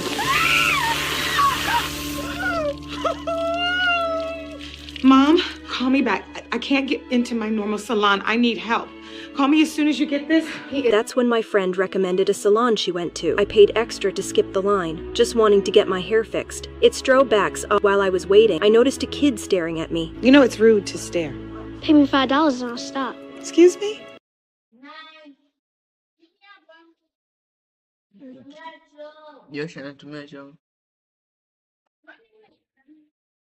You just paid Jackie $200 not to get her hair done. Sorry, no deal. You know, you can sponsor like 6 kids from Uganda with that money you spend for your hair. A staff member came out and interrupted the kid, telling him to go grab some conditioner, and then took me to get my hair washed. While I was waiting for the treatment, the kid came over and said a quick hello. I didn't think much of it at first, but then the treatment started feeling more and more wrong. I couldn't take the pain on my scalp anymore, so I immediately went to rinse my hair out. The warm water felt like a relief on my scalp, but then the stylist pulled out a huge clump of hair. I stood up and looked at myself in the mirror. Oh my god! Oh my god! What happened? I just washed and conditioned her. You used relaxer. What? I used what Zoe handed me. You did this! I was furious about the kid's prank. This was supposed to be the most important moment of my life. You can think whatever you want about me right now, But in a few hours, my man will be proposing to me. So I suggest you go to one of those 1,000 hair supplies on this block and buy me the best hair money can buy and figure out a way to attach it to my head. What the hell happened to you?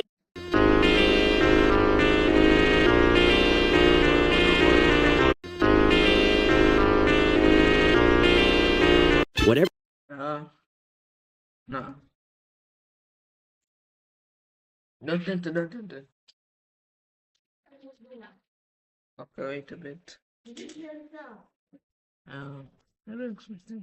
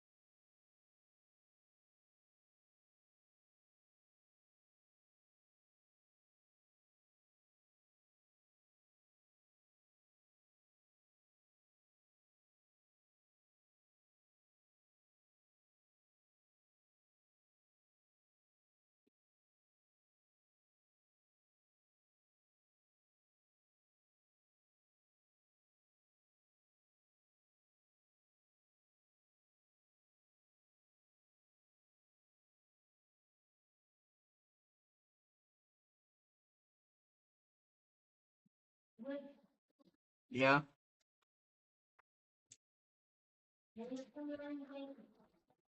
Yeah. But I forgot. So I'm gonna note everything I learned. I have to. So I don't forget next time.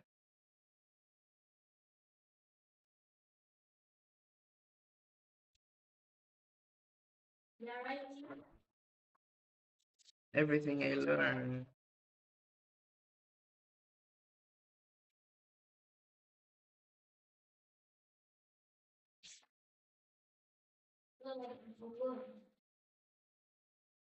Yeah. And I don't forget again.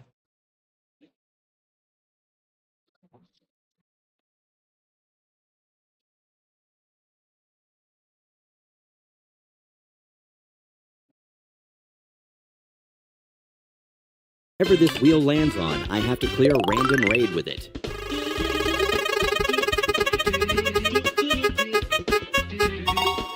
Oh no, Buddha raid again. Fruit has to carry this.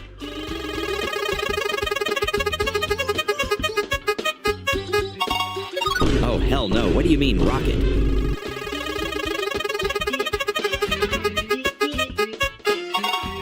Okay, Dragon Talon, that's actually good, but we need V4.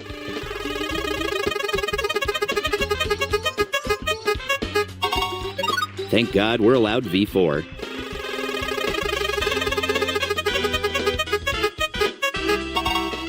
And we're allowed to use guns. I will need everything.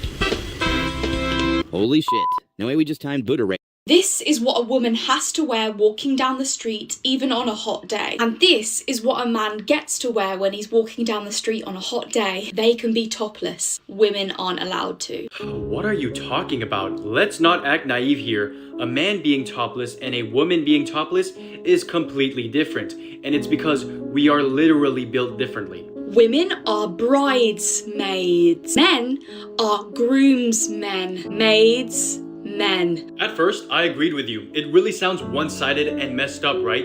Until you realize and do a little bit of research that the word groom in groomsmen literally means male servant. So we're actually in the same boat. And for some reason, Phoebe decided to take that crucial information and just toss it to the side. Which I think is really messed up. I mean, this information clearly shows that we're literally on the same boat. Maid, grooms, we're literally in the same boat, right? Yet you decide to exclude that information. It's already bad enough that you're making gender war bait slop, but the fact that you're also doing this, I believe, is a new low. But what do you guys think? This is what a woman has to wear walking.